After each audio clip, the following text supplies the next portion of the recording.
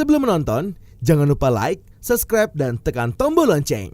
Peringatan Hari Musik Nasional tahun 2021, masyarakat Indonesia dapat menjadikan momen ini sebagai ajang untuk meningkatkan apresiasi masyarakat terhadap musik Indonesia, serta membawa prestasi musisi Indonesia di kancah internasional. Untuk itu pada tahun ini, Kementerian Pendidikan dan Kebudayaan melalui Direktorat Jenderal Kebudayaan telah merancang 2 terobosan kebijakan di bidang musik sesuai dengan tema yang diangkat, yaitu pelindungan musik tradisi. Musik adalah salah satu bentuk ekspresi artistik, telah menunjukkan dinamika perkembangan yang luar biasa selama pandemi. Para musisi telah merespon perkembangan teknologi dan perubahan perilaku konsumen musik dengan merambah ke medium digital melalui kerja-kerja organik.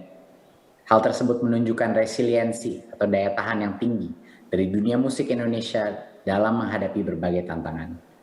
Guna mendukung semangat dan kerja keras yang telah ditunjukkan oleh para musisi, pada tahun ini Kemendikbud melalui Dirjen Kebudayaan tengah merancang 2 kebijakan besar di bidang musik. Pertama, menyusun kebijakan tata kelola perlindungan kekayaan intelektual bagi musisi tradisi yang mengembangkan repertuar berbasis musik dan instrumen tradisional Indonesia. Dan mengeksplorasi model-model tata kelola perlindungan kekayaan intelektual komunal untuk musik tradisional Indonesia. Dalam pelaksanaannya, Ditjen Kebudayaan Kemendikbud bekerja sama dengan Ditjen Kekayaan Intelektual Kemenkumham, melibatkan para pemangku kepentingan di bidang musik dan seni pertunjukan tradisional, dan menyambut baik inisiatif pemangku kepentingan di bidang musik tradisional Indonesia untuk mendirikan lembaga advokasi pelindungan musik tradisional dan musisi tradisi, serta mengembangkannya menjadi lembaga manajemen kolektif. Kebijakan yang kedua, Kemendikbud mengembangkan materi dan metode pembelajaran apresiasi musik berbasis experiential atau masukan empiris dengan pengalaman langsung, serta mengembangkan pendidikan kontekstual untuk siswa tingkat PAUD sampai SMP. Kebijakan pertama, Kemendikbud akan menyusun kebijakan tata kelola perlindungan kekayaan intelektual bagi musisi tradisi yang mengembangkan repertoar berbasis musik dan instrumen tradisional Indonesia yang mengeksplorasi model-model tata kelola pelindungan kekayaan intelektual komunal untuk musik tradisional Indonesia. Dalam pelaksanaannya, Kemendikbud bekerja sama dengan Direktorat Jenderal Kekayaan Intelektual Kementerian Hukum dan Hak Asasi Manusia akan melibatkan para pemangku kepentingan di bidang musik dan seni pertunjukan tradisional. Kebijakan kedua, Kemendikbud akan mengembangkan materi dan metode pembelajaran apresiasi musik berbasis eksperiental dan masukan empiris dan pengalaman langsung, serta mengembangkan pendidikan kontekstual untuk siswa tingkat PAUD sampai SMP. Pada saat yang sama, Direktur Jenderal Kebudayaan Hilmar Farid dalam diskusi peringatan Hari Musik Nasional mengatakan peran Direktorat Jenderal Kebudayaan dan Lembaga Modern Kolektif adalah pendataan yang akurat. Data yang akurat dapat diperoleh dari penelitian yang dilakukan oleh etnik museologi, sejarawan, dan arkeolog. Di samping itu, Kemendikbud juga menginisiasi beberapa rangkaian acara yang berkaitan dengan peningkatan perlindungan dan jaminan kepastian hukum pemegang hak cipta dan pemilik hak terkait disebutkan pada Undang-Undang Nomor 28 Tahun 2014.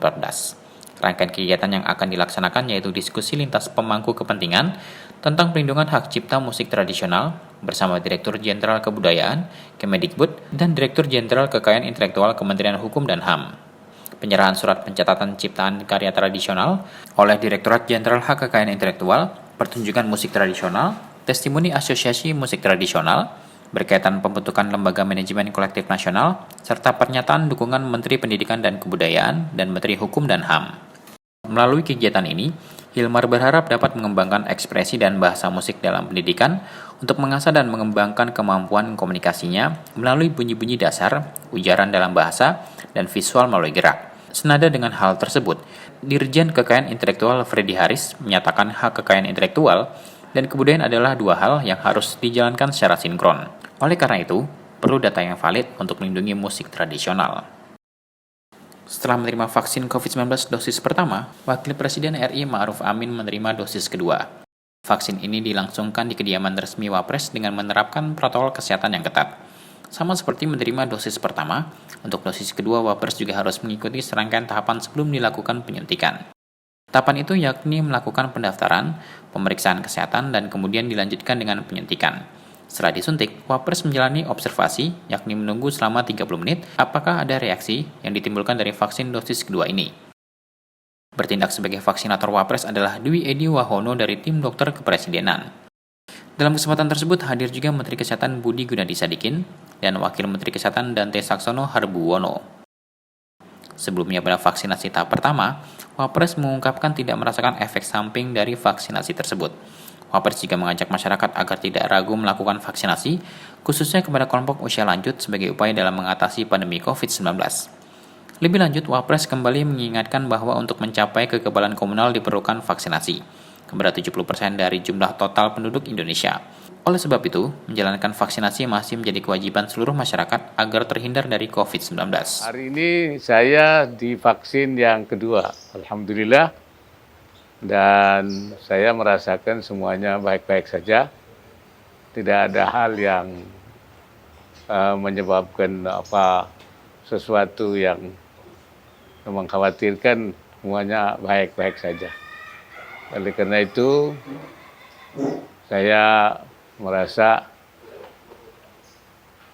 vaksinasi ini tidak ada masalah untuk orang tua. Ya, saya ini kan kelompok orang tua. Ternyata juga vaksin kita ini, Sinovac ini juga bisa digunakan dan tidak ada masalah.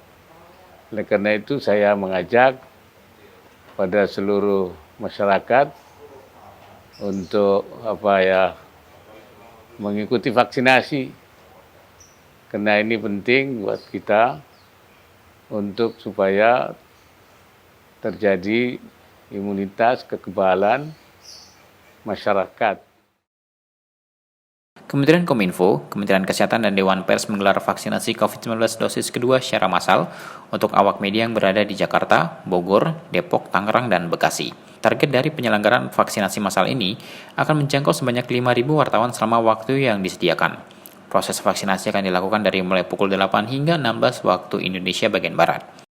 Vaksinasi massal untuk di Jakarta dipusatkan di Hall A Basket Senayan dan dihadiri Menteri Komunikasi dan Informatika Johnny G. Plate. Kehadiran Menteri Johnny untuk meninjau pelaksanaan vaksinasi yang digelar dengan protokol kesehatan ketat ini. Menteri Johnny nampak mengunjungi setiap tahapan-tahapan pada proses vaksinasi massal, mulai dari meja pendaftaran, pemeriksaan kesehatan, pemberian vaksin hingga ke meja observasi. Menteri Johnny juga menyempatkan diri berbincang-bincang kepada beberapa awak media yang usai divaksin. Menteri Johnny mengapresiasi kelancaran vaksinasi dosis kedua ini. Ia berharap kesuksesan vaksinasi untuk awak media, baik untuk dosis pertama maupun kedua, dapat diikuti oleh daerah. Tadi ternyata proses vaksinasinya berjalan dengan sangat baik. Mulai dari pendaftaran, proses dan alur pergerakan penerima vaksin itu bagus sekali. Dan hasil akhirnya ternyata setiap vaksinator itu bisa melakukan vaksinasi lebih dari 40 per hari. Tadi setengah hari saja sudah ada yang bisa 40. Nah, kecepatan vaksinasi ini tentu akan membantu ya kecepatan nanti pemulihan kesehatan nasional kita. Kita harapkan bahwa rekan-rekan media yang saat ini melakukan vaksinasi yang kedua, setelah itu bisa menghasilkan imunitas tubuh yang lebih kuat, sehingga ya dengan demikian bisa bekerja di garis depan dengan lebih efektif lagi. Melalui pelaksanaan vaksinasi massal ini, Menteri Johnny mengharapkan akan menjadi pencerahan bagi penyelenggara kegiatan vaksinasi massal sesuai prosedur seperti yang dilakukan pada saat ini. Menteri Kominfo menegaskan, kerja kolaborasi yang ditunjukkan oleh pemerintah pada penyelenggaraan vaksinasi di atas berpotensi memulihkan kesehatan nasional dalam negeri. Tim Eljon Media melaporkan.